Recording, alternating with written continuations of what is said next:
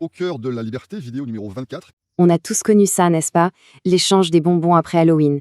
Eh bien, figurez-vous que ce simple jeu d'enfant est la clé pour comprendre toute l'histoire de la monnaie.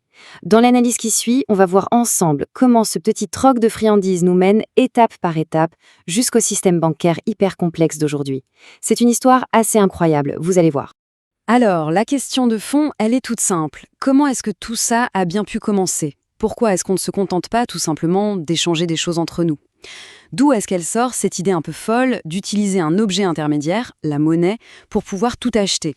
Reprenons notre histoire de bonbons. Imaginez la scène. Les enfants, après la récolte d'Halloween, qui étalent leur butin.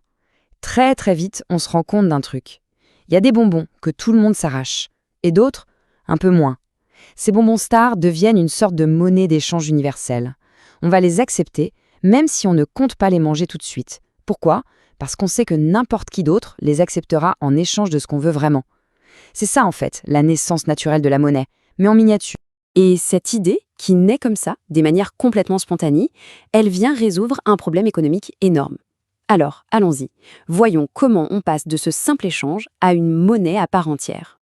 Avant la monnaie, le système, c'était le troc. Mais alors, le troc, c'est super compliqué. C'est même terriblement inefficace. Ça demande ce que les économistes appellent la double coïncidence des volontés. Qu'est-ce que ça veut dire? En gros, il faut que je veuille ce que l'autre a et que l'autre veuille ce que j'ai. Et tout ça au même moment. Imaginez un peu le casse-tête. Ça bloque tout, ça paralyse complètement les échanges. Mais heureusement, le marché par lui-même trouve la solution, spontanément. Il y a toujours un bien qui est plus demandé, plus facile à échanger que les autres. On dit qu'il est plus liquide. C'est exactement comme nos fameux bonbons populaires. On les prend pas forcément pour les dévorer sur le champ. Non, on les prend parce qu'on est sûr et certain de pouvoir les échanger plus tard contre n'importe quoi d'autre. Et voilà, c'est aussi simple que ça. Par l'usage, par la confiance de tout le monde, ce bien devient de la monnaie. Bon, on a maintenant une monnaie, quelque chose qui a de la valeur. Super. Sauf que ça crée un nouveau problème et pas des moindres. Comment fait-on pour la garder en sécurité? Et c'est précisément de ce besoin fondamental de sécurité que vont naître les toutes premières banques. Historiquement, on a souvent utilisé des métaux précieux, l'or, l'argent, mais franchement, c'est loin d'être la solution parfaite. Déjà, c'est lourd, ce n'est pas pratique à transporter, évidemment, ça attire les convoitises, les voleurs. Essayer de se balader avec toutes ces économies sur soi pour faire ses courses, c'est juste un cauchemar, un risque de tous les instants. Du coup, les premières banques, si on peut les appeler comme ça, c'était en fait juste des entrepôts super sécurisés. Leur travail était simple, garder votre or et votre argent bien à l'abri dans un coffre.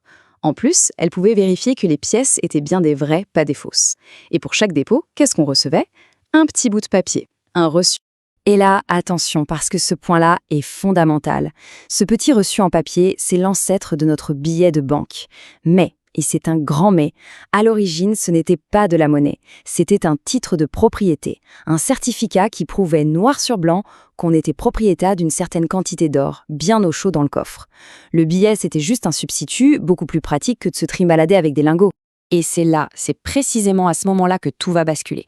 Il va y avoir un changement, tout petit, presque invisible au début, mais qui va absolument tout transformer. La nature même de la banque, la nature de l'argent. C'est le vrai point de rupture de notre histoire. Alors, regardez bien ça. C'est la différence fondamentale. Au début, l'or qu'on déposait restait notre propriété. La banque, c'était juste un gardien, un coffre-fort. Mais le système a glissé, petit à petit.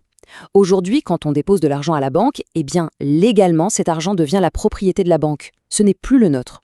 En échange, on n'a plus un titre de propriété, on a une reconnaissance de dette. La banque nous doit de l'argent. On n'est plus propriétaire, on est devenu un prêteur, un créancier de la banque. C'est un changement complet de vision. Et c'est cette transformation, ce passage de simple gardien à propriétaire des fonds, qui va ouvrir la porte à tout le système bancaire moderne. Et surtout, à son mécanisme le plus puissant, la réserve fractionnaire. Alors, la réserve fractionnaire, c'est quoi? C'est le concept clé. Maintenant que la banque est propriétaire de l'argent déposé, eh bien, elle a le droit d'en faire à peu près ce qu'elle veut. La loi l'autorise à garder juste une toute petite partie de côté, la fameuse réserve, et à prêter tout le reste. C'est là que la magie commence. Et cette toute petite partie, cette fraction, elle est de combien? Aujourd'hui, le taux de réserve obligatoire, il tourne autour de 2%. Oui, seulement 2%. C'est un chiffre qui paraît minuscule, presque ridicule, mais ses conséquences, elles, sont absolument gigantesques. L'effet de levier est juste spectaculaire, tenez-vous bien, avec ce taux de réserve de 2%. Si on a 1 milliard d'euros de dépôt au départ, le système bancaire dans son ensemble peut créer jusqu'à 50 milliards d'euros de crédit. 50 fois plus. Et cet argent, attention, il n'est pas imprimé par une banque centrale, non, non. Il est créé ex nihilo, à partir de rien, par une simple ligne d'écriture comptable au moment où la banque accorde un prêt. Forcément, cette capacité à créer de l'argent comme ça, à partir de rien, ce que la source qu'on analyse appelle l'argent magique, eh bien ça a des conséquences énormes sur toute la société. Voyons un peu de quoi il retourne. La source insiste vraiment sur ce terme, argent magique, pour bien marquer la différence. La distinction est cruciale. Il ne s'agit pas de monnaie qui représente une richesse réelle, de la production de biens ou de services. C'est de l'argent qui est créé au moment d'un prêt et qui est injecté comme ça directement dans l'économie. Et on arrive à la conclusion de l'analyse de la source. Pour elle, cet argent magique donne à l'État un pouvoir absolument immense. Il peut s'endetter pour financer des projets, distribuer des subventions à très grande échelle, sans que tout cet argent ne corresponde à une richesse qui était réellement produite.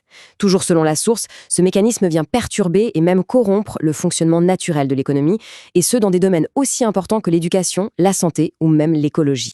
On termine donc là-dessus avec la question qui est vraiment au cœur de toute cette histoire. Au final, qui est le vrai propriétaire de l'argent qui est sur un compte en banque ? Ce glissement, ce passage d'un titre de propriété à une simple reconnaissance de dette, eh bien ça a absolument tout changé. C'est une question qui, je pense, mérite vraiment qu'on s'y attarde un peu.